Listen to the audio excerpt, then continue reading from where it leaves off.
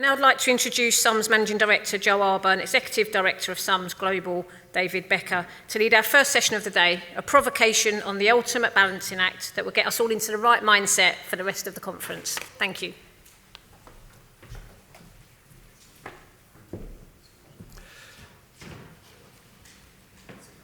Thank you, Sharon.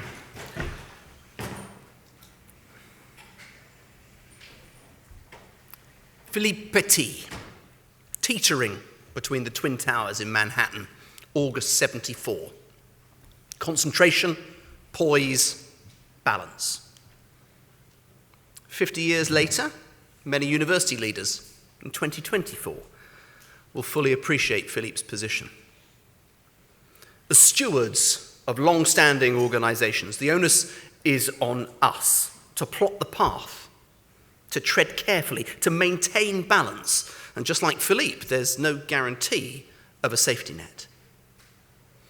It's wrong to think of the HE sector as a single homogeneous mass. It's complex, it's highly segmented. There's also significant regional variation. A 19% real terms cut in government funding is causing particular concern for Scottish universities, for example. Some institutions are in real crisis, and they don't all look the same. 40% of our institutions are forecasting a deficit this year. More than 50% of universities are making layoffs. So for a good number of institutions, there is very much a burning platform for change. For others, the need for change is writ large, but they're insulated by their reputations or possibly stubbornly beholden to highly resistant cultures. The Ultimate Balancing Act is to recognise that we're not an efficient sector, and for us to do the hard work, to improve our processes, our systems, our structures, our cultures, to drive out cost efficiencies while at the same time diversifying our income streams. And if that doesn't sound challenging enough, to take on this two-headed transformation beast while at the same time doing the day job, keeping our universities running. In fairness, maybe Philippe had the easier gig after all. In talking to vice-chancellors and other university leaders over the past few months, it's clear that many are facing up to these challenges and are trying to take control of their own destinies. They're taking on the Balancing Act. They're doing so because it's really hard to predict the future. The runes are giving us mixed messages. So taking action while challenging is a really positive step. But let's try and do just that. Let's try and look into the future, see what the signals are telling us. The market demand landscape is really uneven, and I've included a range of quotes on this slide from 3 major studies that I often find myself coming back to again and again. At the optimistic end of the spectrum, the most comprehensive piece of global market demand research that I've seen from Holon IQ points to the opportunities created by rapidly growing demand for post-secondary education in the developing world. They estimate that there's going to be another 350 million students in the global marketplace by 2030. Their view of demographic and educational attainment trends points to 80% of demand coming from just 6 countries by 2050. Indonesia and Brazil being those countries least well served by UK higher education at the moment. So it's really interesting to see some developments already coming into those spaces. If you haven't already seen it, Lancaster with Deakin in Australia doing a bricks and mortar venture in Indonesia points to just that, meeting emerging market demand. Somewhere in the middle sits the HEPI research, again focused on demography, and that suggests that we should still be growing student intakes, undergraduate intakes, for the next decade or so. But it also highlights geographic disparity. The trend data mainly benefits England.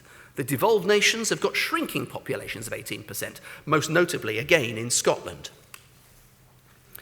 And finally, perhaps most concerningly, a study by the Chartered Institute of Personal Development, pointing to graduate supply outstripping graduate demand in the labour market. You now, of course, need a degree to do many non-graduate level roles. 42% of the current working population are graduates. but more than a third of those are doing non-graduate level roles. They're overqualified for their jobs. 20% are stuck in low-skilled jobs. How does that reality sit with UUK's lobbying pitch for 70% of our school leavers to go to university? Is that being disingenuous? Are we just building public debt that's never going to get the payback of an economic benefit to the economy in the long term? It's a big existential question we should be asking ourselves as a sector. Which flips over into the policy landscape, also really uncertain. It shows an unclear picture too. The new government likes universities. They want to help, but a major injection of cash is really, really unlikely. We're just not viewed as being as critical as other sectors, as other services. And we also haven't suffered the same cost-cutting that the likes of local government, NHS, secondary education, further education have suffered. We've already seen this in action, haven't we? So the autumn budget didn't say much about higher education. Yes, it protected the R&D budget, but was pretty much otherwise silent. It took an announcement after the budget to say, oh yeah, we're going to give you a little bit of a boost with an increase to the undergraduate fee cap. But that fell some way short of expectations. It fell a long way short even of the pitch rolling that the government had been doing. The uplift was derisory for universities, but it was also disdainful to students, the very worst of both worlds. The government's rightly suggested that they have a need to review higher education funding as a system, so I think we'd all welcome that, but there's absolutely no guarantee that it's going to do us any favours in the long term. So the onus is very much on us to take control of that, of our own destinies, to do rather than waiting to be done to. Labour is likely, this is the reality, they are likely to prioritise skills and vocational learning, effectively FE, over academic tertiary education, HE. Now, this could be a really interesting model for some universities to embrace, thinking about a whole ecosystem approach, but that's really best suited to teaching-intensive institutions in large conurbations, so it hardly does something for the whole sector. On the upside, I think this government is likely to take a much more liberal view than its predecessor on international student migration. Now that could be great, that could be really, really interesting for UKHE in what is a very highly competitive global marketplace, but it is worth a side note on the Australian experience, where a Labour government, courted heavily by the higher education sector, purporting to love universities, is in the process of introducing international student number caps. Why? Because the public in Australia thinks that there's an immigration problem. Politicians think like the electorate thinks. Universities, in their case, are just collateral damage. So on that bombshell, let me hand over to David Becker. David will talk a little bit more about that global context. I think it's really, really critical, and indeed the decisions that we have to face in order to stay balanced on this very precarious tightrope. Thank you, Joel. I was going to ask whether you can hear me at the back, but I think that's a resounding yes. Very good morning, everybody. Welcome to SUMS Conference 2024 from me. Great to be here. I would like to start with a show of hands. Could you raise your hand if you work for or have worked for a university which at any point in the last couple of years has expended any time or effort on a review of curriculum size or shape? Wow. Okay, I thought it would be a lot, but probably when we remove non-university delegates from the room, that's the best part of 90% probably. I will come back to that, and the reasons for asking that question I will make clear. This is probably my favourite day of the working year. It's so rare that we get the chance to step away from the day-to-day. Thank you, Joel, for the prompt on that. It's so rare that we get the chance to step away from the day-to-day and to think in a big picture sense about the different challenges which face our sector. And it is very fair to say, as Joel's slides alluded to, that those challenges are pretty extreme at the moment.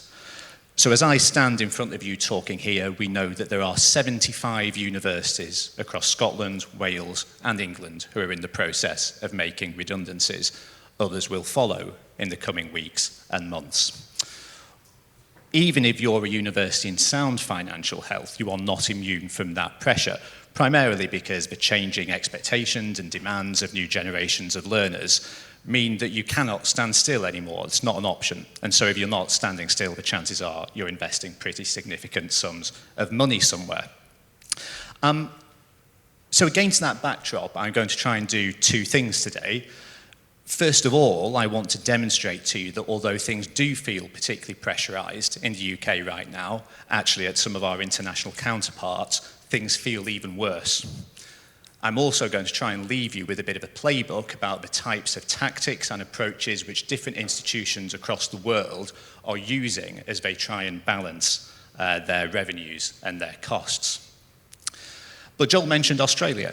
It's as good a place as any to start. Lots of comparisons between the two sectors. There's been a fair amount of leadership crossover between the two continents over the last few years as well.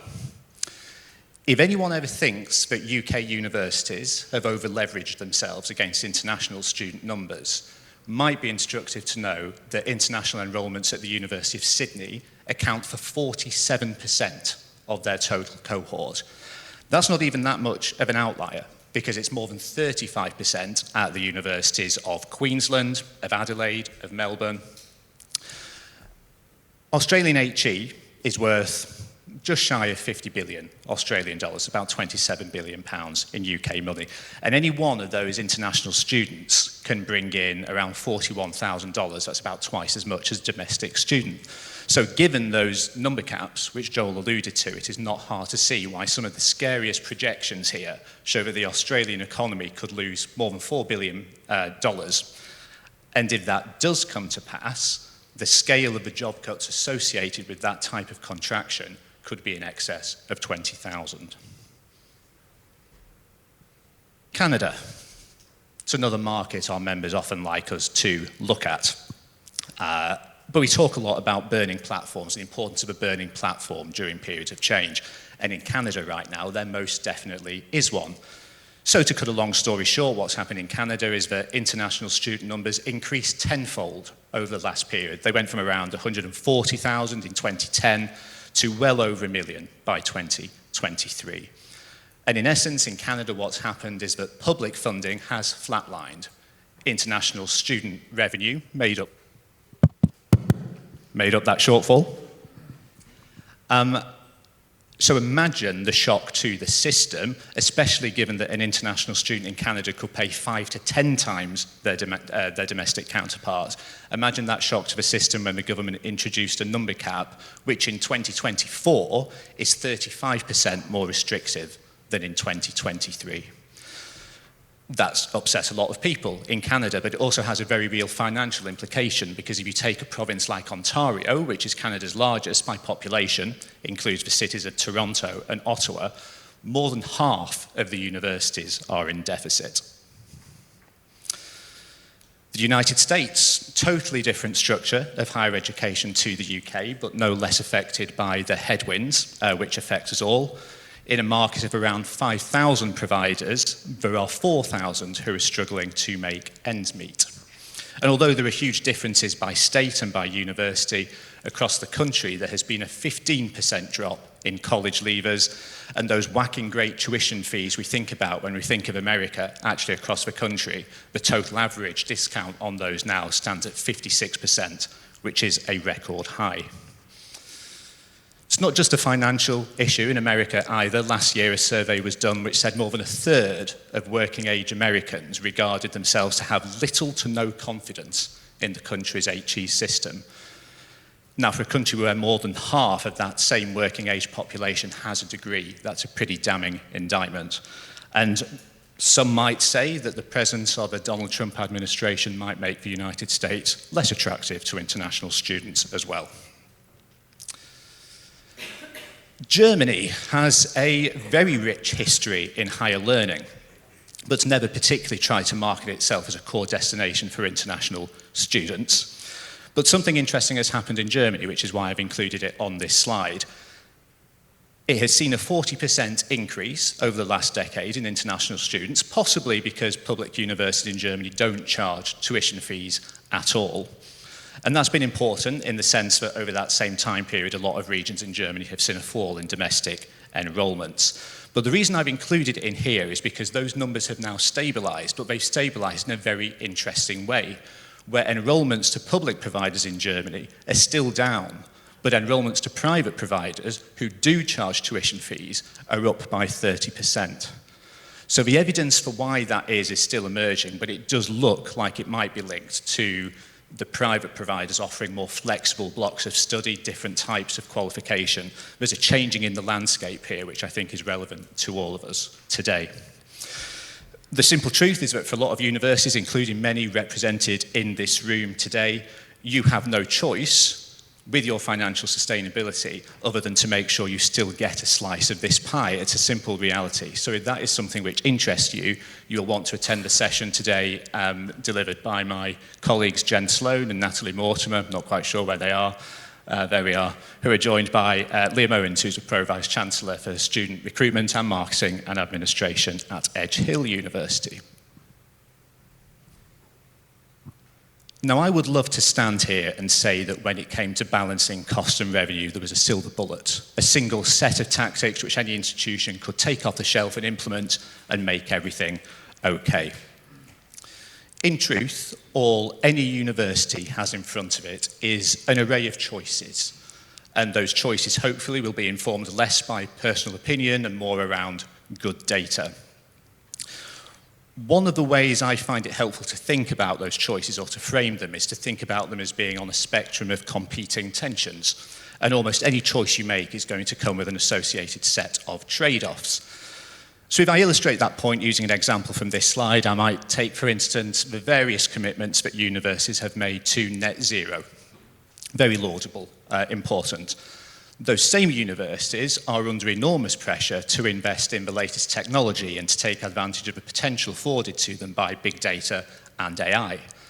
The complication is that the environmental footprint associated with those technological developments is absolutely enormous. So are universities being disingenuous in telling us they're going to do both, or is there a way of reconciling those tensions? I don't have the time to deal with that today, but within this room, we do have Pippa, who's already been pointed out. We also have Tom Owen-Smith, who's one of our experts. There you are, Tom, give everyone a wave. If that's a tension you're living out at your own institution, then make sure you grab a word with Tom or Pippa. When it comes to big data, AI, automation, you'll want to find Lucy Dixon. Where is Lucy hiding? Please make a beeline for Lucy. Now, what I'm going to focus on, although we could talk about any of these probably for hours, is just two more, starting with the continuum which I'm sure some of you in this room might recognise between crisis management and transformation.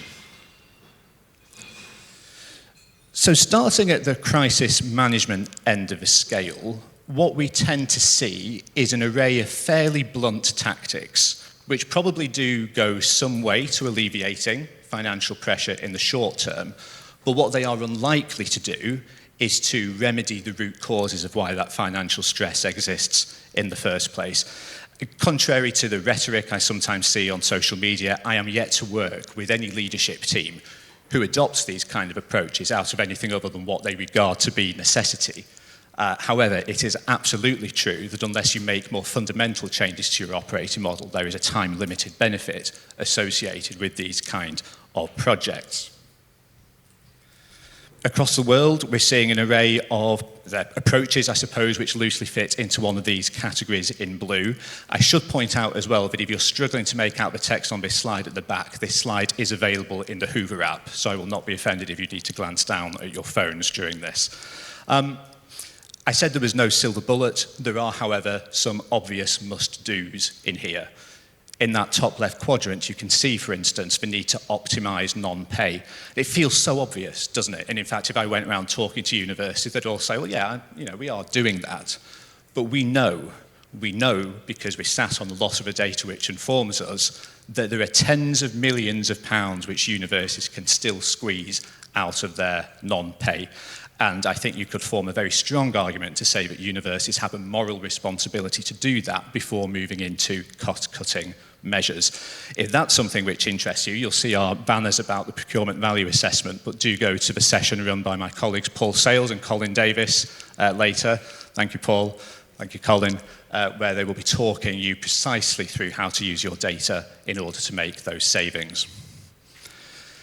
And then we have an array of tactics which you could loosely, I suppose, describe as being at the more radical end of the spectrum. Things like mergers and takeovers are in the press a lot at the moment. My colleagues Rhiannon Birch and Paul Bousted have the privilege to be joined later. Thank you, Rhiannon.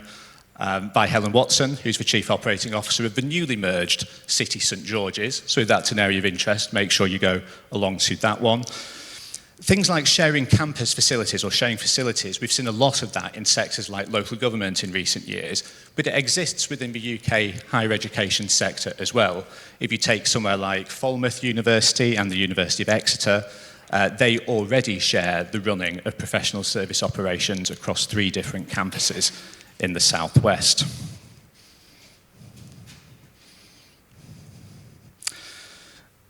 When I arrived in this sector of ours back in 2008, I remember feeling a sense of bemusement for about 2 years at all the things I was confronted by. And I'd come from sectors like retail and local and central government.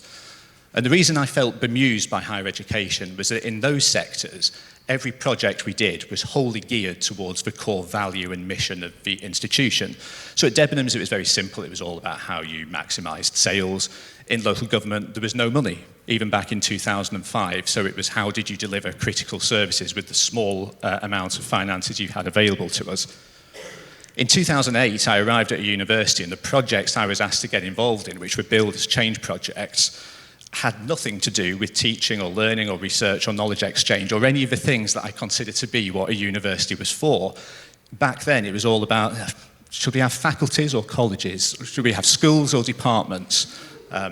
Looks like plenty of people in the room have had the same experience. Sometimes a new Deputy Vice-Chancellor will come in and want the opposite of what we'd implemented 2 years previously, so you could just put your project documentation into reverse. But I asked you a question at the start of this session about reviews of curriculum size and shape. So I'd like to revisit that now and frame it in a slightly different way. Could you raise your hand if you are confident that through that process, your university has now future-proofed its academic product?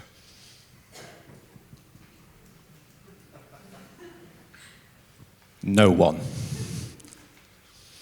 I don't think that gap is necessarily a bad thing.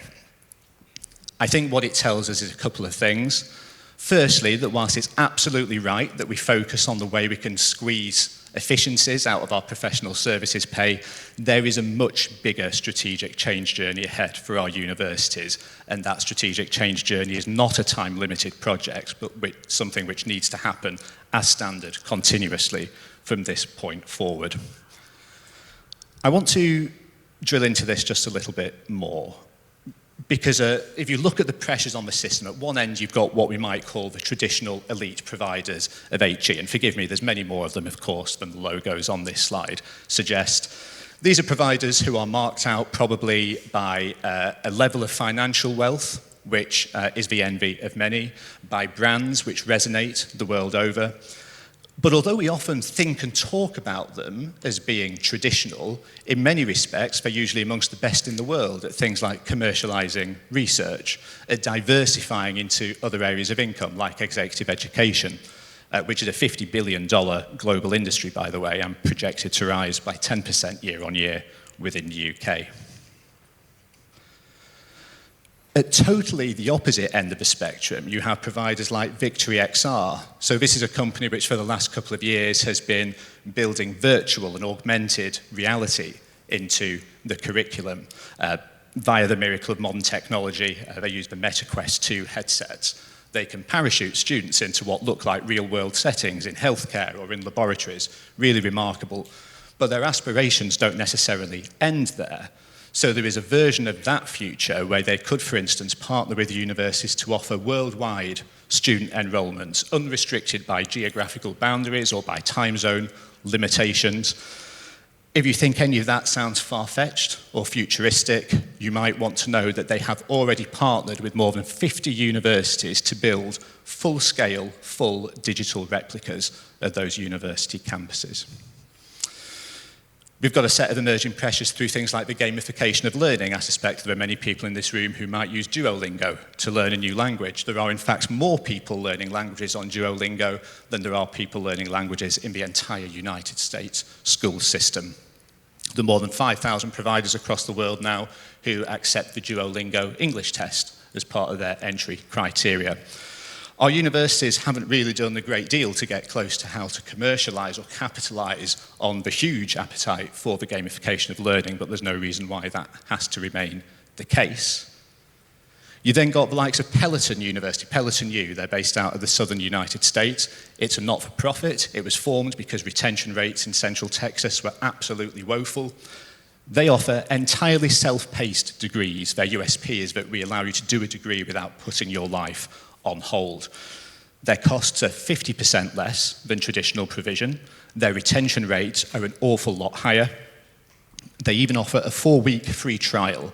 And whilst that kind of consumer-first approach feels inherently uncomfortable to those of us who believe in HE as about being something more than a transaction, there's no doubt that it's appealing to a particular set of new generations of learners. Specialist providers are also applying pressure to the system. For those who don't know Teddy London, for instance, that's a collaboration between King's College London, the University of New South Wales, Sydney, and Arizona State University. Their aim is to remedy the global shortage of engineers. We have a new government in Westminster talking in terms of a quid pro quo, where any promise of protecting the sector has to be linked to a commitment to reform, including the demonstration of close links to economic growth and to industry. So the presence of these providers and their close links to employers is absolutely relevant, I think, in terms of the way the academic offer develops. And then whatever you think of the online platform providers, they are clearly now attracting a generation of students who might previously have considered a traditional university education. They can be cheaper, they're more flexible, more personalised. There's a range of things they offer beyond degree-level qualifications, but the degree-level qualifications are on offer as well in partnership with many leading universities. If you're interested in the changing face of academic delivery, then you will want to attend the session with my colleague Claire Taylor later, who is joined by the Director of Education from University of Kent, William Collier, where they will talk you through how to handle some of these challenges. And of course, there's a range of things that aren't on this slide. I've not talked about things like apprenticeships, really, or micro-credentials. Joel mentioned the huge growth of education markets in Asia and in Africa. That might be an opportunity for the UK, could just as easily be a threat. I think it's quite easy for us to sit here in the UK and think that our model of HE will always be super attractive everywhere else in the world. The world's a big place. Are we really going to say in 30 years' time that other education markets aren't cannibalising our own, offering tuition cheaper than we do at the same level of quality? Lots of stressors on the market. The questions which arise from these considerations, I think, are what is your university doing, or should it be doing, to carve itself a slice of the models I've just mentioned?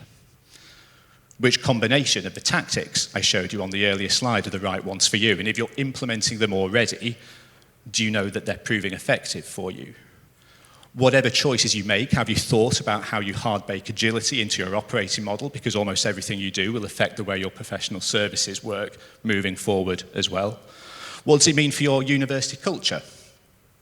Are you upskilling your staff to be engaged with you as a partner in the continuous design and redesign of your university? Because the fundamental message, I think, is that the changes we're seeking to make now, they're not programs or projects. They're a continuous responsibility. So on that note, I'm going to pause. I'm going to hand you back to Joel to introduce our keynote speaker today. I really look forward to speaking with many of you throughout the day. Thank you very much.